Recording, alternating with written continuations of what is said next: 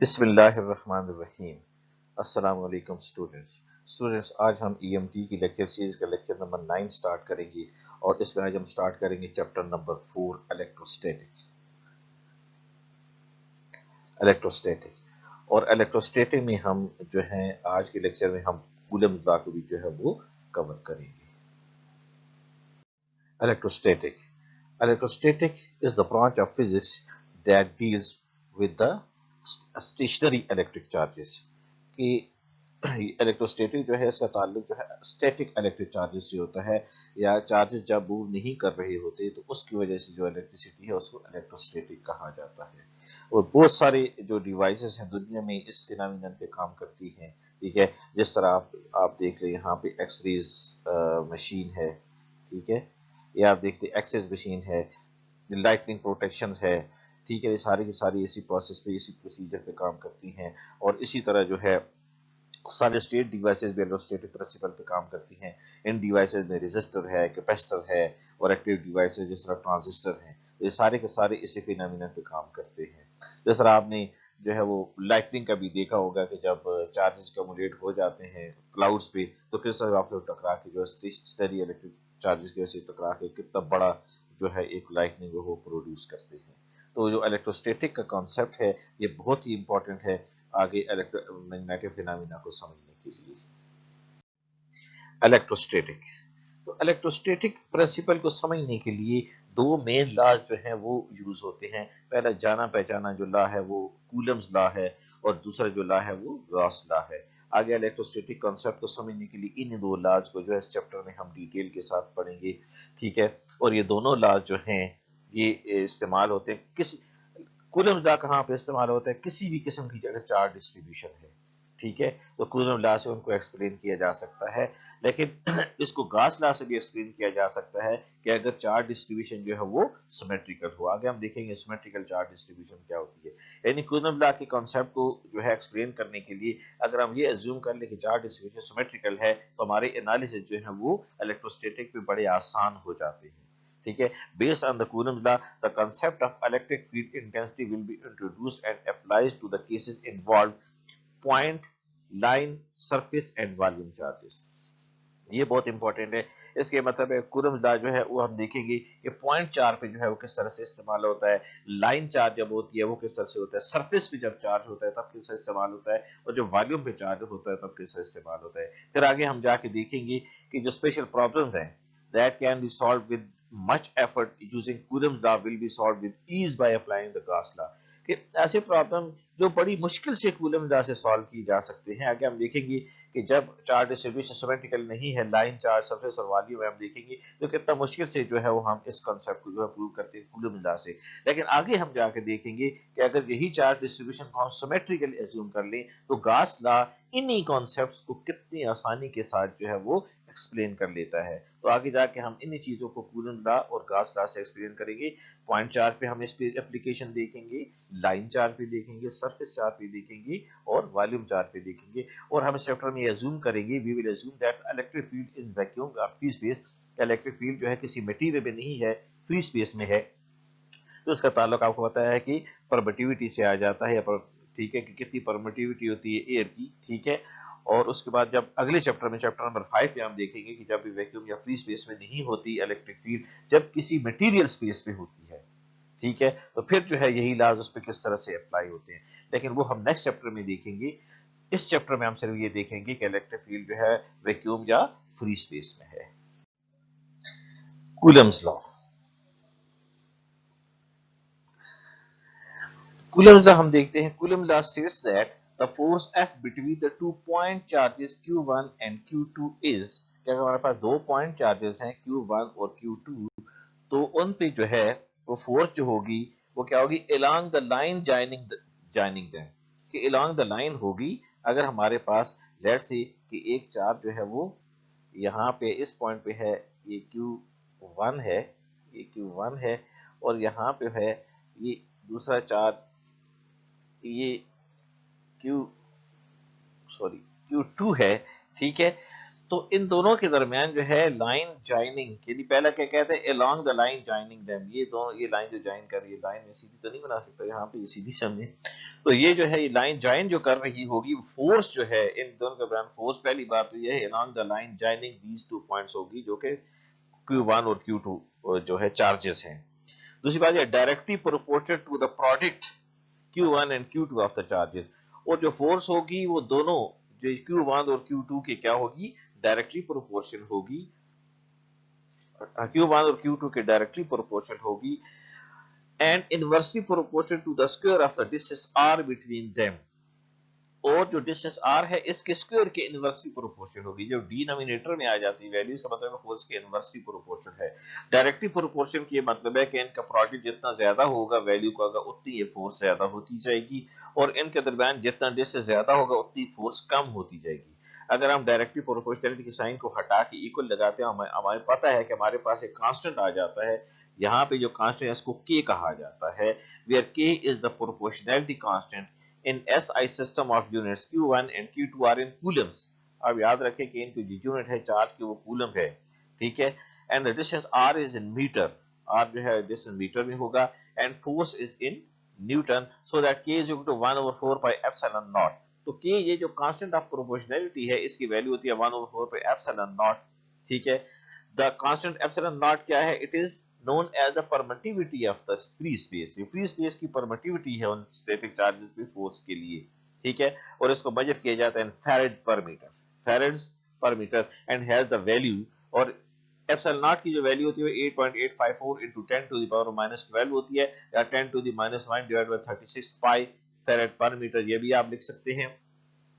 या के की वैल्यू अगर इनको आप एवेल्युएट कर दें 1/4 epsilon 9 into 10 to the power 9 metre पर फैराड होती है। तो ये आपको याद करने की जरूरत है, कांस्टेंट वैल्यूज हमेशा आपको गिवन होती हैं, दी जाती हैं, जब कभी भी इनका इस्तेमाल आगे आएगा। तो यहाँ पे आपने देखा कि कूलम्ब लॉ में जो क्या होता है, जो फोर्स होती है, ठीक है, वो उनके प्रोडक्ट Q1 Q2 के डायरेक्टली प्रोपोर्शनल होती है, और स्क्वायर ऑफ द डिस्टेंस के इनवर्सली प्रोपोर्शनल होती है। और जबकि K जो है यहाँ पे उसको लिख दिया है 1/4 pi epsilon not r square, तो ये बन जाता है F is equal to Q1 Q2 और 4 pi epsilon not r square. तो यही फार्मूला है जो पिछली स्लाइड में हमने देखा। लेकिन अगर आप देखो तो ये जो ये जो है ये एक वेक्टर है, फोर्स वेक्टर क्वांटिटी होती है, और ये उसका मैग्नीट्यूड है। यहाँ पे इसकी डायरेक्शन जो है वो मेंशन नहीं की गई। अगर हम इसकी डायरेक्शन को हम अगर देखें, if point charges Q1 and Q2 are located at the point having the position vector R1 and R2, then the force F12 on Q2 due to Q1 shown in figure 4.1 is given by, ठीक है। वो figure अगली slide में दी गई है। यानी यहाँ पे मैं आपको ये बता दूं कि ये जो चीजें अब लिख रहा है, ये जो यूनिट वेक्टर यहाँ पे डाल रहा है, ठीक है, ये आप देखिए। पहली बात तो यह है कि यहाँ F12 दिख दिया गया है। F12 पहले हम एक्सप्लेन करते हैं F12 क्या है। F12 का ये मतलब है कि force on charge 1 due to charge Q2। पहला 1 को पढ़ेंगे ऑन 1, दूसरे को पढ़ेंगे बाय, पहला ऑन दूसरा आई, ये शॉर्ट 1 2 है ना, तो पहले को हमेशा ऑन पढ़ेंगे, दूसरे को कहेंगे बाय। इसको पढ़ेंगे force on charge 1 by charge 2। समझ आ गई बात की। तो force on charge 1 by charge 2 होगा Q1 Q2 4 pi epsilon not r square into AR। अब AR जो है यहाँ पे इसकी डायरेक्शन जो है वो दी गई है, ठीक है। तो ये इसका Q1 Q2 over 4 pi epsilon not r square, ये इसका मैग्नीट्यूड है, और AR12 ये क्या है, ये इसकी डायरेक्शन है। अगर हम देखें कि force on charge 2 due to charge 1 अगर ये हो जाए F21 हो जाए, तो वो क्या हो जाएगा, हो जाएगा Q1 Q2 और 4 pi epsilon r square AR21। अब डायरेक्शन जो है उसकी सिर्फ वो चेंज हो जाएगी, और AR12 जो है वो माइनस AR21 के बराबर हो जाएगा। मैग्नीट्यूड सेम होता है, डायरेक्शन जो है अपोजिट हो जाएगी। अगर हम यहाँ देखें R12, ठीक है, हम यहाँ यूनिट वेक्टर की वैल्यू मालूम करना चाह रहे हैं AR12 की, वो किस तरह से मालूम होगी। हमें पता है कि R12 जो है दोनों के दरमियान जो है जो पोजीशन वेक्टर है उनके डिफरेंस के बराबर होते हैं R12 R2 माइनस R1, ठीक है। तो ये पोजीशन वेक्टर R1 जो है ये वाला है, यहाँ पे आप देखें ये पोजीशन वेक्टर R1 जो Q1 चार्ज का है, और R2 जो है Q2 चार्ज का है, इन दोनों का डिफरेंस R12 आ जाएगा, ठीक है। तो ये चूंकि वेक्टर है R12, तो इसका जो मैग्नीट्यूड हो जाएगा वो ये हो जाएगा R12। ये आप देख रहे हैं मैग्नीट्यूड इसका दिया गया है, और इसकी डायरेक्शन क्या हो जाएगी, इसकी डायरेक्शन ये हो जाएगी AR12 is equal to R12 vector divided by R। असल में होता ये है, मैंने आपको बताया था कि जो कोई वेक्टर होता है, लेट्स सी ये हमारे पास कोई ए वेक्टर है, ठीक है, ये आप देखें ए वेक्टर है, ये बराबर होता है, मैंने आपको बताया था अपने मैग्नीट्यूड के, ये इसका मैग्नीट्यूड आ गया, और इसकी डायरेक्शन की, डायरेक्शन में इसको यूं लिख देता हूं स्मॉल ए सी, ये इसकी डायरेक्शन आ गई ये, ठीक है। अगर यहाँ मैं इसके यूनिट वेक्टर की वैल्यू मालूम, इसकी वैल्यू मालूम करना चाहूं, तो मेरे पास जो ये यूनिट वेक्टर आ जाएगा वो उसी तरफ रहेगा, और इस साइड पे ये इसका मैग्नीट्यूड डिवाइड हो जाएगा, ये ए जो है ये हमारे पास आ जाएगा ये वेक्टर यही वाला, और डिवाइडेड बाय ये इसका आ जाएगा हमारे पास ये मैग्नीट्यूड। तो यूनिट वेक्टर जो है ए वेक्टर उसके डिवाइडेड उसके मैग्नीट्यूड के बराबर होता है। यहाँ पे भी अगर आप देखें तो ये यूनिट वेक्टर दिया गया है, ये वाला यूनिट वेक्टर जो है ऊपर R12 वेक्टर है बोल्ड में, और नीचे R का मैग्नीट्यूड है। यहाँ इसको के मैग्नीट्यूड जो है उसको जो है इटैलिक में लिखते हैं और बगैर हाईलाइटेड होता है, यानी बोल्ड ये नहीं होता, और वेक्टर जो है यहाँ पे देखें तो R12 ये बोल्ड है, ठीक है। अब AR12 ये जो यूनिट वेक्टर है इसकी वैल्यू अगर आप इस इक्वेशन 4.4 में पुट करें तो हमारे पास क्या आ जाएगा, F12 Q1 Q2 और 4 पाई एप्सिलॉन नॉट, ठीक है, R स्क्वायर, इसकी जगह आ जाएगा R12 divided by R। R1 divided by R क्या हो जाएगा, अब ये R2 R स्क्वायर होगा, जो R डिवाइड में आएगा वो R क्यूब हो जाएगा, ठीक है। तो ये बन जाती है, ये है कूलम्स लॉ की वेक्टर फॉर्म, ये है कूलम्स लॉ का सिर्फ मैग्नीट्यूड या स्केलर फॉर्म आप कह सकते हैं। तो ये उसकी वेक्टर फॉर्म है। वेक्टर फॉर्म को किस तरह से लिखा जा सकता है, AR12 यूनिट वेक्टर हमने लिखा, ये यूनिट वेक्टर की वैल्यू हमने मालूम की, ये जब इसे पुट करेंगे नेक्स्ट स्लाइड में हम देखेंगे कि इसकी एक वेक्टर फॉर्म आ जाती है, ये भी उसकी वेक्टर फॉर्म है, वहां पे हम इसकी एक और वेक्टर फॉर्म देखेंगे वो क्या होती है, उसको हम देखते हैं। यहाँ पे आप देख सकते हैं कि ये F2 हमारे 1 2 हमारे पास आ गया, Q1 Q2 और 4 5 7, अब ये R क्यूब आ गया, ठीक है। यूनिट वेक्टर क्या था, आपने देखा था कि वो AR12 जो है R12 R के बराबर होता था, वो R ये इस R स्क्वायर से मल्टीप्लाई करके R क्यूब बना देते हैं, तो R12 R क्यूब हो जाएगा। तो ये एक और फॉर्म है, ये वेक्टर फॉर्म है कूलम्स लॉ की, ठीक है। और R12 आपने देखा था कि R2 माइनस R1 के बराबर होते हैं। इसमें आप देख सकते हैं, ये इस फिगर को जरा से मैं एक्सप्लेन करूँ, आप देखेंगे कि वेक्टर फॉर्म को हम किस तरह से एक्सप्लेन कर सकते हैं।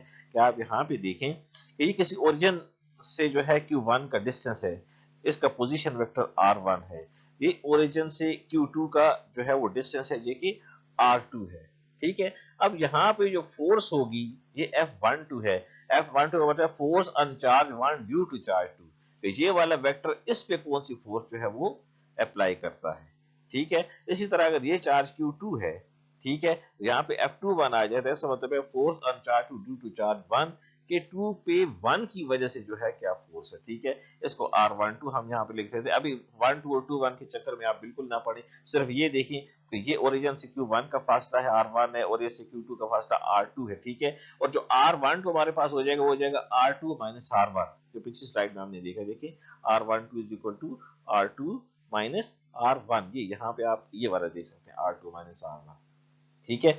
और R12 की जगह हम जब ये पुट करेंगे R2 माइनस R1, तो ये जगह F12 Q1 Q2 R2 minus R1 और 4 पैप्सिलॉन R2 minus R1 whole cube. और पिछली वाली वैल्यू में हमने जब ये वैल्यू R12 ये वैल्यू पुट की है, तो हमारे पास ये एक और वेक्टर फॉर्म आ गई है कूलम्स लॉ की, ठीक है। तो ये आगे इसकी थोड़ी सी और डिटेल दी कि F21 जो माइनस F12 बराबर होता है, क्योंकि मैग्नीट्यूड सेम होते हैं, डायरेक्शन डिफरेंट होती है, तो ये अपोजिट हो जाते हैं। इसी तरह यूनिट वेक्टर की भी आपस में एक डायरेक्शन आ जाती है। अच्छा, यहाँ पे आप देखें तो ये तीन फिगर दी गई ए बी और सी। यहाँ पे आप देखें तो वो कहता है कि जो लाइक चार्जेस हैं ऑलवेज रिपेल ईच अदर, या हमें पहले से पता है, इसमें ज़्यादा एक्सप्लेनेशन की जरूरत नहीं है कि लाइक चार्जेस एक दूसरे को हमेशा रिपेल करते हैं, ये भी रिपेल करेंगे, ये भी रिपेल करेंगे, और अनलाइक चार्जेस जो है एक दूसरे को क्या करते हैं, अट्रैक्ट करते हैं। ये देखिए इनकी एरो क्या बता रहा है कि अट्रैक्ट करते हैं, ये दोनों पॉजिटिव हैं तो ये रिपेल कर रहे हैं, माइनस वाले भी रिपेल कर रहे हैं, ये दोनों अट्रैक्ट कर रहे हैं। The distance R between the charges charged bodies must be large compared with the large dimension of the bodies। ये सिर्फ ये कहा कि चार्ज की आप डायमेंशन जो लेंगे, जिस बॉडी पे आप ले रहे हो वो बॉडी उससे बहुत बड़ी होनी चाहिए, ठीक है ना, और चार्ज जो है छोटा सा होना चाहिए। जिस तरह एक पेज पे आप एक पॉइंट ले लेते हैं तो उसको आप चार्ज कंसिडर कर सकते हैं, ये नहीं है कि आप पेज से बड़ा एक पॉइंट चार्ज ले लें, ठीक है। वो ये बात करने की कोशिश कर रहा है, ठीक है। Q1 and Q2 must B static, और ये है कि कूलम्स लॉ को अप्लाई करने के लिए इलेक्ट्रोस्टैटिक ज़ाहिर है कि चार्जेस रेस्ट में होते हैं, ठीक है, तो ये रेस्ट में होंगे कूलम्स लॉ को अप्लाई करने के लिए।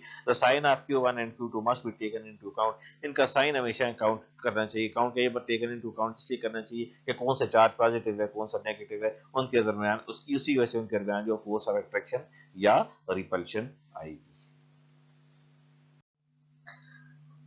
अच्छा, इसी से रिलेटेड एक और टर्म आती है electric field intensity. Very very important. Electric field intensity क्या होती है? इसको इलेक्ट्रिक फील्ड स्ट्रेंथ भी कहा जाता है। और ये क्या होती है? It is the force per unit charge when placed in the electric field. ठीक है, तो इसकी डेफिनेशन क्या होती है? द इलेक्ट्रिक फील्ड और इलेक्ट्रिक फील्ड स्ट्रेंथ, इसको ई से रिप्रेजेंट किया जाता है, वेक्टर क्वांटिटी है, is the force per unit charge. अगर हम यूनिट चार्ज पे फोर्स मालूम करें जो कि स्टैटिक इलेक्ट्रिक फील्ड में है, तो उसको हम इलेक्ट्रिक फील्ड इंटेंसिटी कहेंगे। और इसको अगर आप देखें यहाँ पे, तो E is equal to force per unit charge, यहाँ पे लिमिट Q टेंड टू 0 की दी हुई है। अब यहाँ पे देखिए, और सिंपली इसको जो भी लिखा जा सकता है, E is equal to force per unit charge, और फोर्स वही है जो अभी हमने मालूम की। The electric field intensity is obviously in the direction of the force and is measured in newton per coulomb. ठीक है, फोर्स जो है वो न्यूटन में आ जाती है, चार्ज जो है कूलम में आ जाता है, तो ये क्या हो जाएगी? फोर्स न्यूटन पर कूलम इसकी यूनिट आ जाएगी। ठीक है, और अगर आप देखें किस तरह से एफ हमारे पास क्या आता है, ठीक है, एफ हमारे पास आता है एफ इज इक्वल टू के Q1 Q2 और आज के पिछली स्लाइड में हमने देखा। ठीक है, तो अगर आप एक चार्ज को डिवाइड कर लें एफ के साथ इस डायरेक्शन में, ठीक है, तो आपके पास एक चार्ज बच जाता है। ठीक है, वैसे कि हमारे पास अगर देखें तो ये आ जाएगा, जो कूलम्स लॉ है वो क्या है? एफ इज इक्वल टू के Q1 लिखा Q2 डिवाइडेड बाय क्या हो जाएगा? लेट से इसको मैं अभी स्केलर फॉर्म में लिखता हूँ, आर स्क्वायर, सॉरी ये लिखना नहीं हो रहा मुझसे इस भी। तो अगर आप इस क्यू को, ये जो क्यू है, इसको इस तरफ डिवाइड कर लें, तो यहाँ पे आ जाएगा एफ और ये एफ और क्यू आ जाएगा, ये एक क्यू कट जाएगा, एक क्यू रह जाएगा, क्यू टू के साथ अगर हम क्यू ले लेते हैं, ये आ जाएगा के क्यू और आर स्क्वायर। तो यहाँ पे आप देख लें, ये आ जाएगा के क्या है? 1/4 पाई एप्सिलॉन नॉट। यहाँ पे आप देख सकते हैं कि यहाँ पे आप देखें तो ये आ जाएगा के 1/4 pi epsilon naught Q over R square. ठीक है, तो एफ ओवर क्यू हमारे पास इलेक्ट्रिक फील्ड इंटेंसिटी आ जाती है। तो इसको आप इस तरह भी लिखा जा सकता है और इस फॉर्म में भी लिखा जा सकता है, वेक्टर फॉर्म में। तो इलेक्ट्रिक फील्ड इंटेंसिटी जो है वो किसके बराबर होती है? Force per unit charge. अभी तक जो हमने जो फोर्स वालों की कूलम्स लॉ अप्लाई किया, दो चार्जेस पे किया। ठीक है, एक चार्ज Q1 आता था, एक चार्ज Q2 आता था, तो दो के दरमियान हमने देखा कि वो वैल्यू आती थी force equal to F is equal to Q1 Q2 over 4 pi epsilon naught R square. ठीक है, इलेक्ट्रिक फील्ड इंटेंसिटी हमारे पास एफ और क्यू आ जाती, तो आप देख लें कि एक क्यू आप बचा, एक क्यू यहाँ पे लिखा हुआ है क्योंकि इलेक्ट्रिक फील्ड इंटेंसिटी है। कहता है कि अब अगर हमारे पास चार्जेस जो है वो n चार्जेस हों, अगर इसको जनरलाइज करते हैं पूरे ब्लॉक को, अगर हमारे पास पहले दो थे, अगर n चार्जेस हैं, if n point charges Q1 for n point charges Q1 Q2 up to Qn located at, अब इनके जो पोजीशन वेक्टर पहले का R1 है, दूसरे का R2 और Qn वाले का Rn है, तो इलेक्ट्रिक फील्ड इंटेंसिटी और electric field strength eight point R पे क्या आ जाएगी? अब पहले जो आ जाएगी Q1 over 4 pi epsilon naught आ जाएगी ये वाली। ठीक है, उसके बाद Q2 पे जो है इलेक्ट्रिक फील्ड इंटेंसिटी कितनी आती है, Qn पे कितनी आती है, तो हमने जनरलाइज कर दिया फॉर n चार्जेस के लिए। ठीक है, इसको अगर हम समेशन में डालें तो यहाँ पे आप देख सकते हैं 1/4 पाई एप्सिलॉन नॉट जो है ये कांस्टेंट वैल्यू है, बाहर निकल आएगी, और समेशन में जो वैल्यू आएगी वही k is equal to 1 to n for n charges के लिए q के r minus R of K whole power q। तो अब k की वैल्यू को 1 2 3 up to q of n करेंगे, खोलेंगे, तो आपके पास यही वैल्यू बच जाती है, यही वैल्यू बन जाएगी, और ये आपके पास आ जाता है electric field intensity for n charges. अभी हम देखते हैं कि कूलम्ब लॉ जो है उसको एक एग्जांपल से किस तरह से जो है वो मालूम किया जा सकता है, ताकि अगर आपको कोई थोड़ा बहुत जो है कंफ्यूजन भी है इसको समझने में तो वो निकल जाए। तो एक एग्जांपल है, इसको हम सॉल्व करते हैं। आप देखें कि हमारे पास पॉइंट चार्जेस हैं, एक Q1 जो है 1 माइक्रो कूलम है, एक दूसरा चार्ज है -2 माइक्रो कूलम है, located at 3 2 -1 and -1 -1 4 in position भी ये लोकेटेड है। इसका ये मतलब है कि जो 1 माइक्रो कूलम चार्ज है उसका पोजीशन वेक्टर 3 2 -1 है, और जो -2 माइक्रो कूलम वाला चार्ज है पोजीशन वेक्टर ये 2 है। ठीक है, और ये किसी ओरिजिन से है। ठीक है ना, यहाँ पे आपने देखा कि अगर ये चार्ज जो है ये Q1 है, ठीक है, कितने वाला है, 1 माइक्रो कूलम वाला है, 1 माइक्रो कूलम वाला है। और इसी तरह से अगर हमारे पास ये दूसरा चार्ज है, ठीक, Q2, ये है -2 माइक्रो कूलम वाला है, और कहाँ पे लोकेटेड है, एक जो है इस पोजीशन पे लोकेटेड है, एक जो है यहाँ पे लोकेटेड है।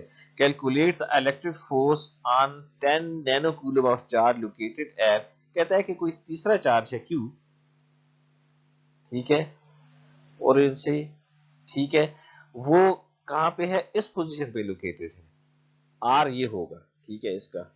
तो इस पे हमने क्या मालूम करनी है, calculate the force on 10 newton of charge, pointer ले लो, located at this end electric field intensity at that point. कहता है इन चार्जेस की वजह से, ठीक है, यहाँ पे इस चार्ज पे ये जो फोर्स एक्सपीरियंस करता है, इन दोनों चार्जेस की वजह से आप क्या करें, वो इलेक्ट्रिक फील्ड इंटेंसिटी या इलेक्ट्रिक फील्ड स्ट्रेंथ जो इस चार्ज पे आती है वो आपने मालूम करनी है, ठीक है। तो फार्मूला हमारे पास है, force equal to Q1 Q के और 4 R ऑफ K, ठीक है। ये सस्पेंस में हमारे पास क्योंकि दो चार्जेस हैं, तो हमारे पास पहला आ जाएगा K is equal to 1 to 2 Q this, ये वैल्यू दी गई है। और यहाँ पे आपने देखा कि इसे ये तो बुक में से सॉल्व किया है, ठीक है।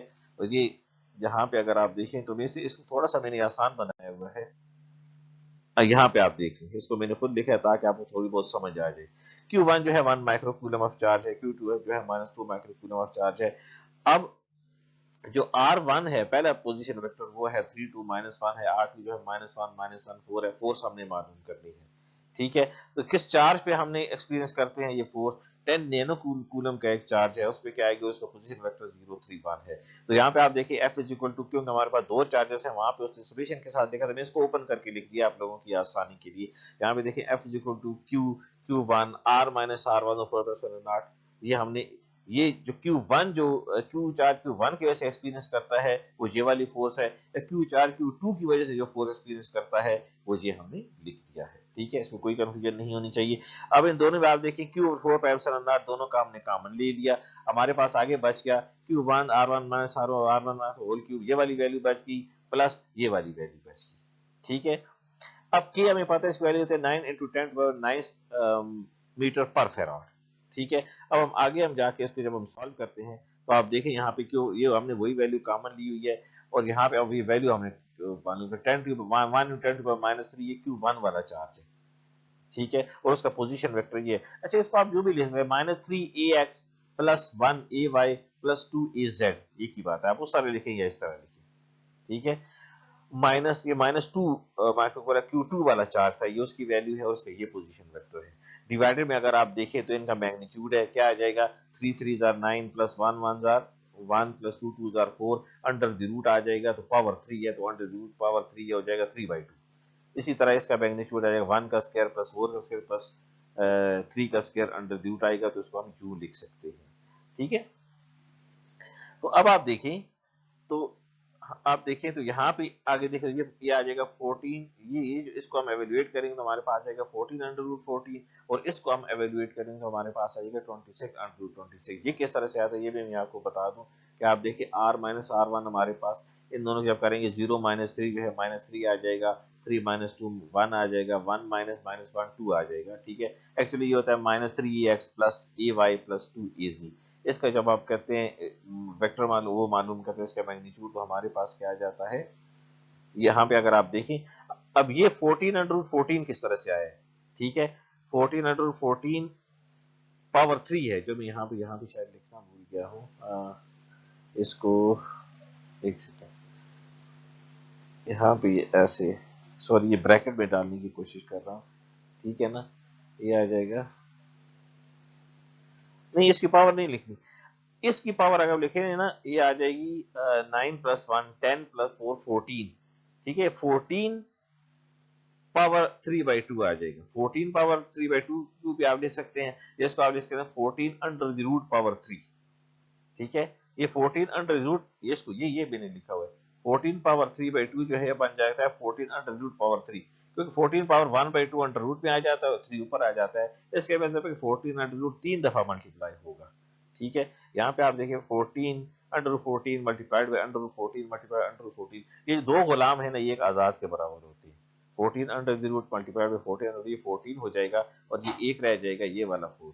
ठीक है, ये दो मल्टीप्लाई होकर आजाद 14 हो जाएंगे, ये वाला और ये वाला 14 जो है वो ये आ जाएगा 14 अंडर रूट 14। तो इसी तरह ये 26 अंडर रूट 26 भी, अब 26 की पावर को आप 3/2 करेंगे, ये हमारे पास ये वाली वैल्यू आ जाएगी। और जब आप इसको एवेल्युएट करते हैं, ठीक है, तो आप क्या करेंगे, एवेल्युएट करने के आपका जो फोर्स आ जाएगी, वो आ जाएगी minus 6 point this one A X minus 3 point this one A Y plus 7 point something, ये आ जाएगा माइक्रो न्यूटन। ये किस तरह से आता है कि अगर आप देखें यहाँ पे, आप देखें तो इसको जो है -3ax प्लस ए वाई प्लस 2az है, तो -3 को डिवाइडेड बाई इसके साथ करेंगे और इससे मल्टीप्लाई करेंगे। ये मैं अगर एक पॉइंटर ले आऊं यहाँ से, एक सेकेंड, हाँ, तो अगर आप देखें तो ये आ जाएगा -9 इंटू 10 मल्टीप्लाइड बाई ये -3ax आ जाएगा, इसको मल्टीप्लाई करेंगे डिवाइड 14 अंडर 14, ये आप जब आप करेंगे तो आपका माइनस से ये वाली वैल्यू आ जाएगी। तो ये बड़े आराम से मालूम हो जाती है, अगर इसमें कोई प्रॉब्लम हुआ तो आप इंटरेक्टिव सेशन में पूछ लीजिएगा। ठीक है, तो ये फोर्स हमने निकाल ली, और उसके बाद हम क्या निकालते हैं, फोर्स के बाद इलेक्ट्रिक फील्ड इंटेंसिटी। तो फोर्स हमने निकाल दी थी पिछले लेक्चर में, ये डिवाइड बाई चार्ज आ जाएगा, जब हम इसको डिवाइड करेंगे तो हमारे पास जो वैल्यू इलेक्ट्रिक फील्ड इंटेंसिटी आ जाएगी वो इस वेक्टर के बराबर आ जाएगी। ठीक है, इसको आप सुने गौर से, कोई प्रॉब्लम है तो हम उसको डिस्कस करेंगे। Thank you.